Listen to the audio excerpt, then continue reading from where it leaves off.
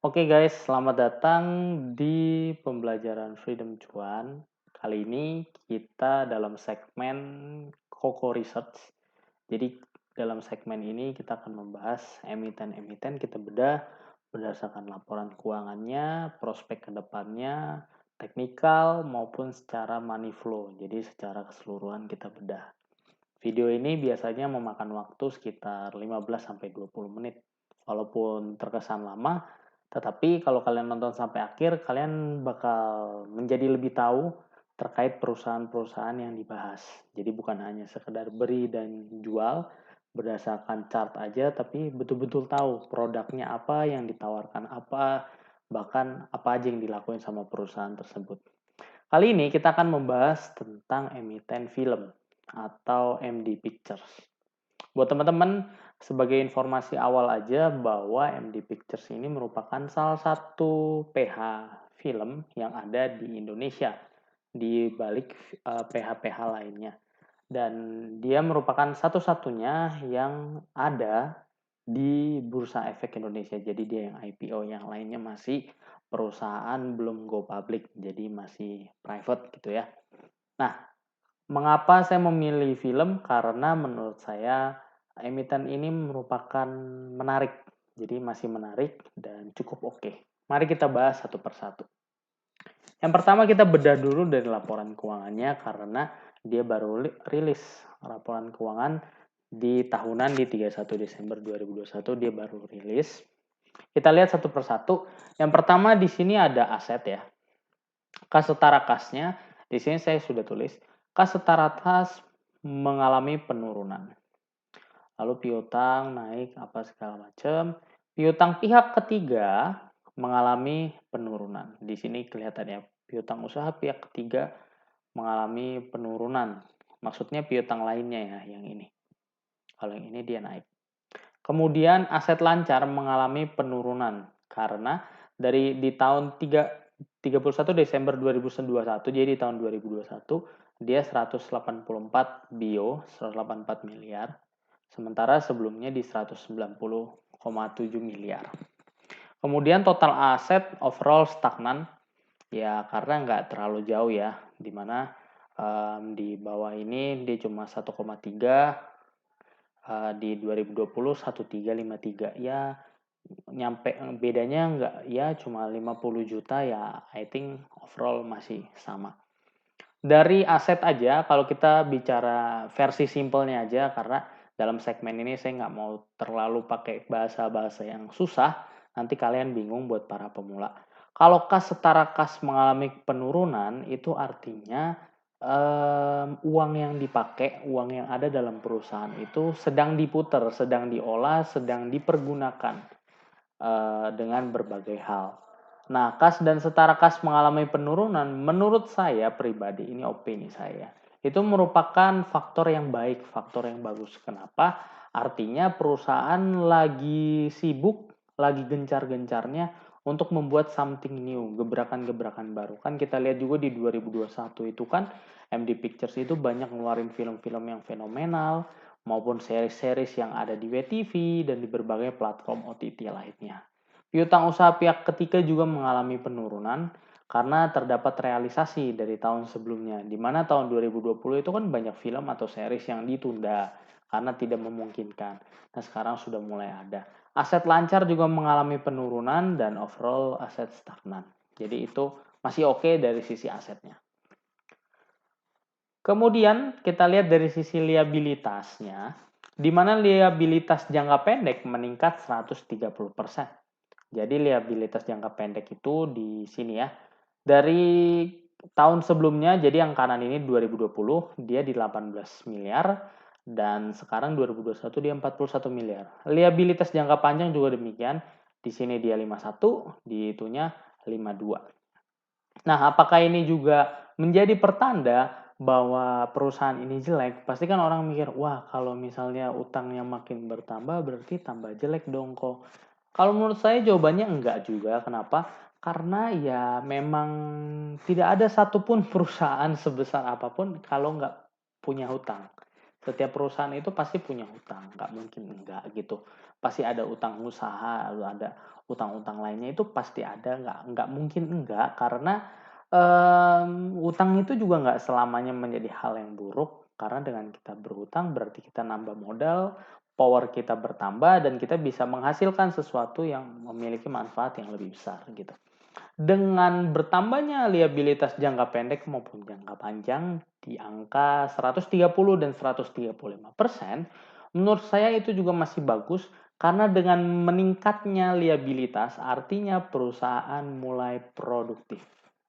Jadi kalau dia semakin banyak hutang gitu, makin banyak liabilitasnya, kalau dia berhutang, nggak mungkin kan uangnya hanya didiemin aja. Karena kan namanya berhutang bisa kena bunga dan lain sebagainya, kan nggak mungkin didiemin aja. Otomatis uang itu harus diolah sehingga mendapatkan profit. Nah, sebagian dari profit ini bisa kita bayar untuk sebagai pengganti bunga dari hutang tersebut. Jadi itu tandanya dengan liabilitas naik itu perusahaan mulai produktif dari sisi kinerja perusahaannya. Next, kita masuk ke laporan laba rugi. Jumlah laba rugi berbalik arah secara signifikan. Pada tahun 2020, bisa dilihat di sini ya. Tahun 2020 dia mengalami negatif, jadi dia net loss, jadi nggak profit ya. Dia 58,7 something miliar. Dan tahun 2021 dia mengalami net profit atau mencetak laba di 30,1 something miliar. Jadi kalau di persentase itu dia berbalik arah 200%. Yang tadinya minus 58,7 jadi plus 30,1. Itu dari sisi laba rugi. Jadi net profitnya sangat-sangat meningkat tajam ya. Kemudian dari penjualan dan pendapatan usaha pada tahun 2020 dia juga pendapatan dan penjualannya itu di angka 122 miliar. Sementara pada tahun 2021 pendapatannya naik jadi 255 miliar. Kalau secara persentase dia naik kurang lebih di 108%. Ini angkanya saya genapin ya, entah itu genapin ke bawah atau ke atas, tapi ini genapin yang terdekatnya di berapa. Kemudian secara laba per saham juga, jadi ini earning per share ya. Laba per saham itu dia tahun 2020 di angka 6,03 dan tahun 2021 di angka 3,6.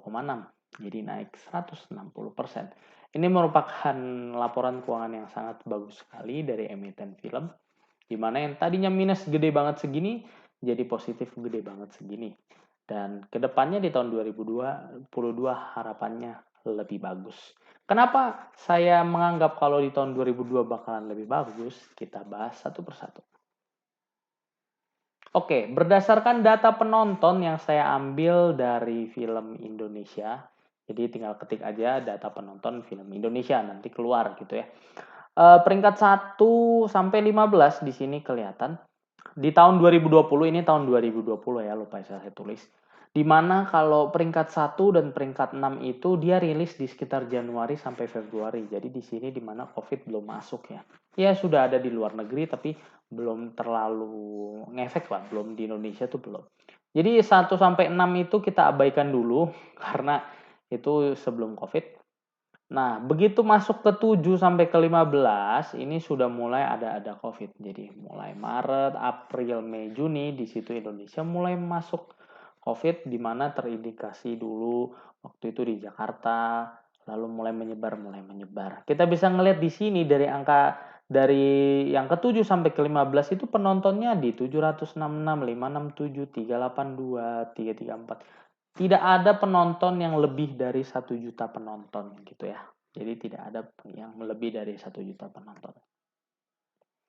Next, tahun 2021 ini merupakan tahun yang sudah lumayan membaik karena bioskop sudah mulai dibuka walaupun dengan protokol kesehatan, jadi kayak kursinya direnggang-renggangin, ada batasannya, tapi it's okay. Di mana Makmum 2 memimpin dengan 1762847 juta penonton. Jadi 1,7 penonton menjadi film pertama yang penontonnya lebih dari 1 juta sepanjang pandemi ada. Dan Makmum 2 ini fun fact-nya dia juga di bawah naungan MD Pictures. Jadi bisa kelihatan dong berapa pendapatan yang bertambah dari MD Pictures pada tahun 2021. Nah, rumornya saya pernah bukan rumor ya, saya pernah menonton video dari Gadget In, di mana dia waktu itu diundang menjadi, pokoknya dia mereview bioskop, kalau nggak salah Blitz. Dia review, dia bertanya dengan orang Blitznya, Pak, kalau misalnya film itu dia beli putus atau gimana sih? Lalu di situ si bapaknya bilang nggak beli putus. Kalau film di bioskop itu sistemnya bagi hasil. Bagi hasilnya berapa? 50 banding 50. Lalu kalau kita pakai average aja, average dengan, bentar ya. Kalau kita pakai average harga tiket 40.000 katakanlah. Katakan harga tiket 40.000. Kalau kita bagi dua, 20.000 buat pihak bioskop, 20.000 buat pihak MD Pictures. 20.000 kalau kita kali 1762847, berarti MD Pictures mendapatkan 35,2 miliar. Pemasukan, ini pemasukan ya, ingat kan pasti ada pengeluarannya, kan harus digaji tuh, direkturnya, produsernya, pemain-pemainnya, aktor-aktrisnya kan digaji, kru-krunya digaji. Pokoknya pendapatannya itu dia mendapat 35,2 miliar. Dengan asumsi bahwa average harga tiket penonton itu 40.000 dan kalau benar pembagiannya 50 banding 50, berarti MD Pictures mendapatkan 20.000 per satu tiket, dan 20.000 itu dikalikan 1,762, ini sesuai angka di sini. Saya hitung pakai kalkulator itu 35,2 juta. 35,2 miliar something gitu ya. Next, di tahun 2022 meningkat cukup signifikan lagi, di mana tahun 2022 MD Pictures mengeluarkan Kukira Kau Rumah yang filmnya bagus dengan penonton 2,2 juta. Dan film Garis Waktu karena waktu itu lagi hype kan antara Reza Rahadian sama Anya Geraldine, dengan penonton di 325.800. Kalau kita pakai average tadi lagi di 20.000, ya satu tiketnya saya anggap 20.000, dikali 221965, berarti dari Kukira Kau Rumah dia mendapatkan 44,3 miliar. Kalau dari Garis yang Waktu, kalau dari film Garis Waktu, dia mendapatkan 6,5 miliar. Tapi setahu saya kalau Kukira Kau Rumah itu dia PH-nya ada dua, jadi MD Pictures sama Cinemaku kalau nggak salah. Kalau Garis Waktu MD Pictures doang. Kalau Makmum 2 tadi MD Pictures doang. Ya mungkin ini ada bagi hasil juga sama Cinemaku. Nah, ini merupakan yang lagi viral. Waktu itu sempat meme-nya ada di mana-mana, layangan putus. It's my dream, not her. Gitu kan, yang pasti kita ingat. Nah, di sini ada berita yang saya kutip, itu serial Layangan Putus kembali cetak rekor ditonton 15 juta kali dalam sehari penayangan. Saya tidak mempunyai data berapa pembagian hasil dengan pihak WTV. Saya nggak tahu kira-kira pemasukannya berapa, dapat berapa earningnya dari Layangan Putus. Tapi saya mau kasih gambarannya aja. Kalau di WTV dia ditonton 15 juta dalam sehari, sementara dia ada berapa episode ya? Beberapa episode saya lupa. Lalu berhari-hari, berarti kalau katakan ada 10 episode, berarti 15 kali 10, kalau berarti bisa puluhan juta, bahkan sampai ratusan juta penonton yang menonton Layangan Putus. Kemudian, begitu sudah ada di WTV, dia juga upload di YouTube-nya juga. Jadi ada di platform OTT-nya, ada di YouTube-nya juga. Di YouTube-nya juga sama, penontonnya jutaan. Setiap satu episode selalu jutaan. Begitu udah di OTT-nya, sudah di YouTube-nya, dan ada juga dibeli oleh pihak RCTI, jadi ditayangin di televisi. Jadi pemasukannya triple. Jadi di platform WTV-nya, OTT-nya, di platform YouTube-nya, dan di platform RCTI. Dan ya pasti gambarannya kira-kira pendapatannya berapa, pemasukannya berapa, harusnya kalian bisa bayangkan sendirilah kira-kira berapa. Kalau udah sampai dibeli sama TV, sama televisi, ya harusnya udah gede lah ya. Ya bisa dapat lah miliaran something pasti ada. Next, selain dari film-film tersebut, oh ya, buat informasi kalau Layangan Putus itu termasuk anaknya dari MD Pictures, jadi ada MD Entertainment. Jadi itu merupakan, kalau MD Entertainment tuh itu fokusnya ke series-series. Kalau MD Pictures itu kan film layar lebar, ya walaupun ada juga yang OTT, tapi itu film gitu, yang durasinya sejam sampai 2 jam. Kalau ini kan series, jadi ada episode-episode. Ada berbagai film-film juga, series-series juga yang ini semuanya di WTV ya. Ada Cinta Fitri, Satu Amin, Dua Iman, Kisah untuk Gary, Antares, Teluk Alaska, 17 lamanya, dan My Lecturer, My Husband. Dan semuanya ini waktu tayang itu selalu menjadi trending topik. Jadi selalu menjadi trending di WTV. Maupun WTV Indonesia, WTV Malaysia, bahkan waktu itu ada WTV yang negara lain juga. Karena WTV kan bukan hanya di Indonesia. Jadi ini 1, 2, 3, 4, 5, 6, 7. Jadi ini 7 series di platform WTV. Jadi series dari MD Entertainment. Pertanyaannya, what's next? Nah, ini kan kurang lebih Layangan Putus ini mungkin dianggap untuk pemasukan di kuartal 4 atau juga di kuartal 1 juga bisa. Karena saya nggak tahu kalau misalnya OTT ini bayarnya gimana, entah bayar kontan di awal bagi hasil atau bayar beberapa bulan setelahnya, nggak tahu, nggak ada datanya, daripada saya spekulasi saya nggak tahu. Ya kita lihat aja.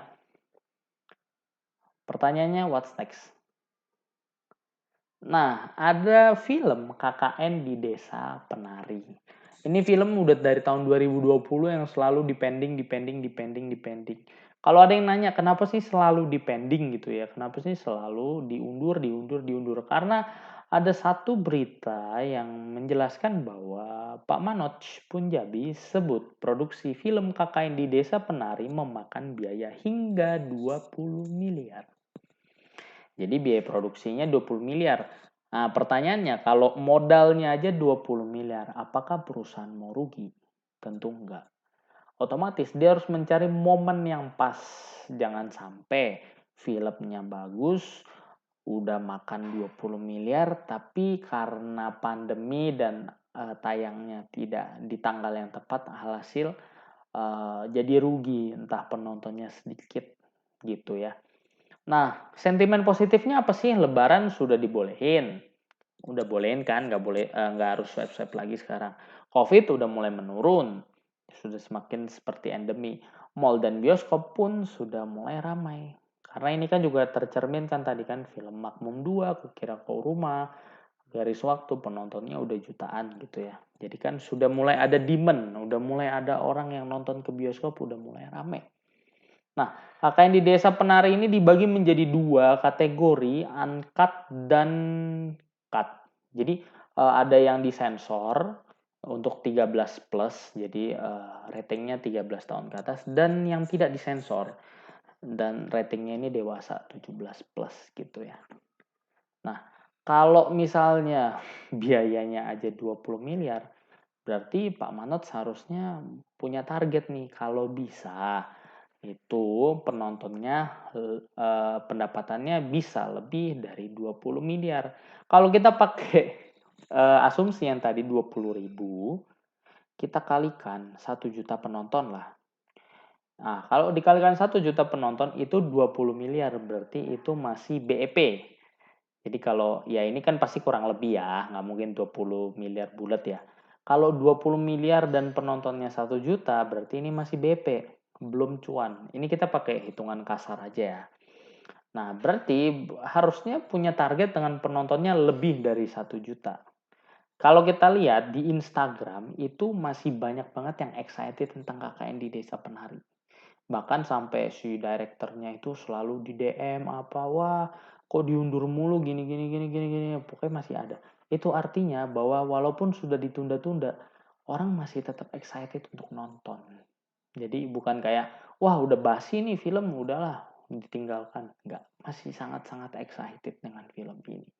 Jadi itu project setelahnya.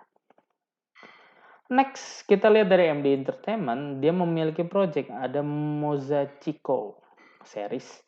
My Lecturer, My Husband, season yang kedua.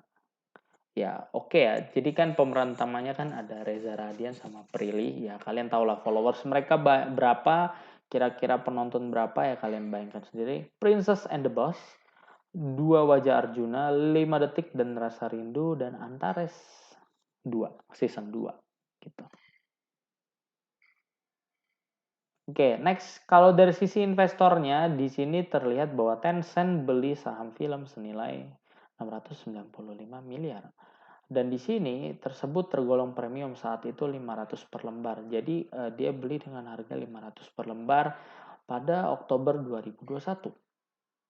Nah, buat teman-teman yang nggak tahu kan, pasti banyak juga yang nggak tahu. Tencent itu siapa sih? Dia investor siapa sih? Ini merupakan Tencent Metaverse, di mana Tencent itu investor di balik ya game-game ini semua. Ada League of Legends, Call of Duty, ada Clash of COC, ada Clash Royale, FIFA Online 3, Fortnite, dan lain-lain. Di sini juga ada Shopee, ada Gojek, ada Paystock, ada Katabook, ada Call of Duty, ya Reddit, ya kalian bisa capture sendiri lah. Ada Twitch, ada Zoom juga, Bitcoin, banyak. Jadi ini merupakan salah satu perusahaan yang dari luar negeri, dari kota apa ya? Saya lupa dia dari negara apa. Pokoknya ini dari luar negeri dengan ya seperti ini metaverse-nya. Gurita-guritanya kayak gini. So, kesimpulannya buy, beli atau buy? Bye-bye atau enggak, skip. Itu keputusan kalian. Ingat ya, semua informasi di sini bersifat disclaimer on dan kalian bisa analisa ulang, setuju nggak sih kalau saham film ini menarik. Next, kita bahas secara teknikalnya. Oke, secara teknikal saham film itu bergerak dalam posisi uptrend. Sangat uptrend, dimana kalau kita lihat juga berdasarkan money flow. Jadi saya nyebutnya money flow ya. Wait.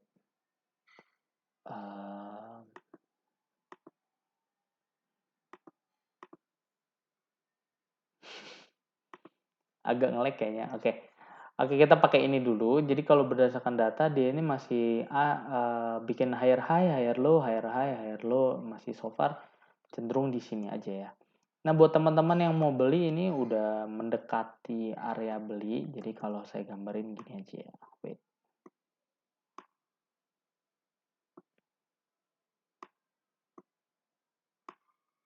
Bentar. Oke, jadi di sini ada kotak atas dan kotak bawah. Kalau kalian mau merasa aman beli, kalian belilah di dekat-dekat kotak bawah. Jadi ini merupakan support dan di sini atas itu resisten. Nah, kalau kalian lihat itu pergerakannya hampir sama. Jadi dia ke bawah, dia ke kotak bawah, dia ke kotak atas lagi, balik lagi ke kotak bawah, ke kotak atas lagi, balik lagi ke kotak bawah, ke kotak atas lagi, dan sekarang lagi OTW ke kotak bawah. Kalau dia naik lagi ke kotak atas, berarti bisa target di 100, di 1300. Yang otomatis chance-nya itu, reward-nya itu mengalami profit di 30% kurang lebih. Gitu ya. Terus dengan tadi yang di sini bahwa di sini ya, dia masuk di 500, harusnya kalau analogi saya ya, kalau perusahaan gede, investor gede masuk itu harusnya dia nggak nyari cuan 50%, 20%, harusnya enggak. Karena kalau kayak gitu itu namanya swing trading. Harusnya namanya investor itu ya minimal setahun, 2 tahun, 3 tahun gitu. Berarti targetnya tuh harusnya jauh ya. Seperti kita lihat misalnya saya ngambil Saratoga misalnya, itu kan dari harga 1000-an, 500-an gitu. Sekarang kan jadi 3000 gitu. Karena kalau cuma nyari persentase profit gitu, cuma nyari cuan 10%, 20%, itu sangat gampang.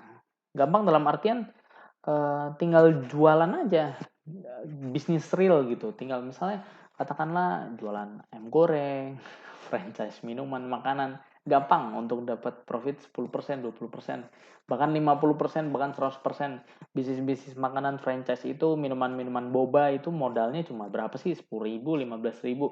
Sementara dijualnya 30.000. Itu kan udah 100%. Jadi biasanya kalau investor masuk itu dia punya target itu pasti lebih dari 100%. Kalau average mereka di 500 dan harga sekarang masih 1.000, berarti kan masih 2 kali lipat nih. Jadi 2 kali lipat dari persentase, di mana 500 sekarang 1.000, berarti mereka udah cuan lah 100%, katakanlah si Tencent ini gitu ya kasarnya. Tapi ya masih gede banget sih growth-nya, karena tadi yang ini KKN di Desa Penari, saya di sini punya asumsi dia penontonnya bisa 2 juta, 3 juta, 4 juta, ya bisa. Intinya lebih dari sejuta harusnya. Terus di sini masih oke banget. Di sini ada Antares 2 season 2, Melik season 2 yang oh ya, satu lagi. Jadi kan pemasukannya kan ada di WTV, ada apa kan? Jangan lupa ada juga di Netflix. Jadi karena sekarang eranya udah digital, jadi kalau misalnya film itu kalau dia udah up di bioskop, selanjutnya dia up lagi di Netflix atau di OTT lainnya, di Hotstar, di apa, pemasukannya jadi double. Jadi dapat tiket bioskop pemasukan, di upload juga di Netflix juga jadi pemasukan yang double, dan di Netflix juga penontonnya bisa jadi satu dunia, worldwide gitu ya. Jadi satu dunia. Jadi gitu aja pembahasan dari Freedom Cuan dari Koko Research episode 2. Episode pertama kemarin kan BBB, sekarang episode 2 film. Conclusionnya bye or goodbye, terserah kalian, keputusan tangan kalian. Jangan lupa untuk di like, comment, subscribe. Coba di request kalian mau emiten apa sih yang dibahas seperti ini. Kita bahas detail tapi dengan bahasa yang simple-simple biar semuanya ngerti gitu ya. Jadi sampai jumpa di video selanjutnya. Jangan lupa di subscribe karena penontonnya banyak tapi subscribernya 60. Ayo kita subscribe, dan buat teman-teman yang mau belajar lebih intens gabung di Telegram kita di sini. Wait. Nah, di sini follow di Instagram @freedomcuan, masuk juga di Telegram https://t.me/freedomcuan dan subscribe Freedom Cuan Community. Gitu aja, sampai jumpa di video selanjutnya and goodbye.